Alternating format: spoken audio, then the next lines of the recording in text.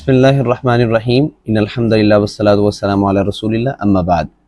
سیدہ عائشہ رضی اللہ تعالیٰ عنہ بیان کرتی ہیں کہ جب کوئی بیمار ہوتا یا نبی کریم صلی اللہ علیہ وسلم کسی کو دم کرتے تو آپ اپنا لعاب مبارک مٹی کے ساتھ لگاتے اور پھر ساتھ یہ دعا پڑھا کرتے تھے، بسم اللہ تربت ارضنا، اللہ کے نام کے ساتھ تربت ارضنا، ہماری زمین کی مٹی سے، بریکت بعضنا، ہم میں سے کسی ایک کے لعاب سے، یشفی بہ سقیمنا، ہمارا مریض ٹھیک ہو جائے، باذن ربنا، ہمارے اللہ کے حکم سے۔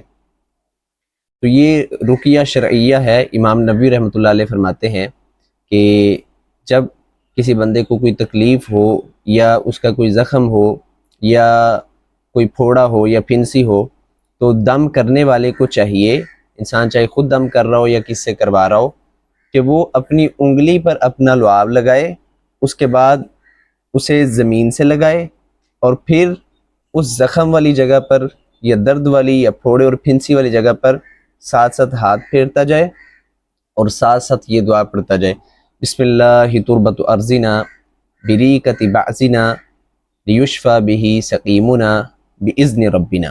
جو بندہ اس طرح کرے گا اللہ تعالیٰ انشاءاللہ اپنے فضل کے ساتھ اس کو شفاء کاملہ عاجلہ عطا فرمائیں گے۔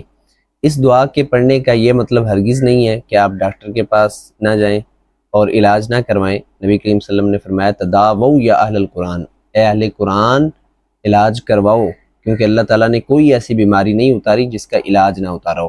البتہ یہ اس کے ساتھ آپ کہہ سکتے ہیں کہ بونس ہے، کیونکہ الفاظ میں ایک تاثیر ہوتی ہے۔ اللہ تعالیٰ نے انسانوں کے الفاظ میں تاثیر رکھی ہے۔ الفاظ اگر ابیوزو ہوں تو اگلے کا دل وہ اپنے سے پھیر بھی سکتے ہیں، اس کو اپنے مخالف بھی بنا سکتے ہیں، اور اگر الفاظ کا اچھا استعمال ہو تو اگلے کا دل جیت بھی سکتے ہیں۔ آپ نے دیکھا ہوگا کہ اگر کوئی بندہ گالی دیتا ہے تو صرف گالی دینے کے ساتھ ہی اگلے بندے کو اتنا غصہ آتا ہے کہ وہ بس اوقات لڑائی ہو جاتی ہے۔ تو ہیں تو الفاظ، گالی کوئی اور چیز تو نہیں ہے تو الفاظ ہی ہیں، لیکن ان کا ایک اثر ہے۔ اسی طرح اچھے الفاظ کا بھی اثر ہے، برے الفاظ کا بھی اثر ہے۔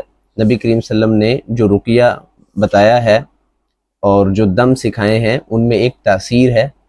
اللہ تعالیٰ سے استعانت کی مدد سے ان کو پڑھا جائے تو انشاءاللہ فائدہ ہوگا۔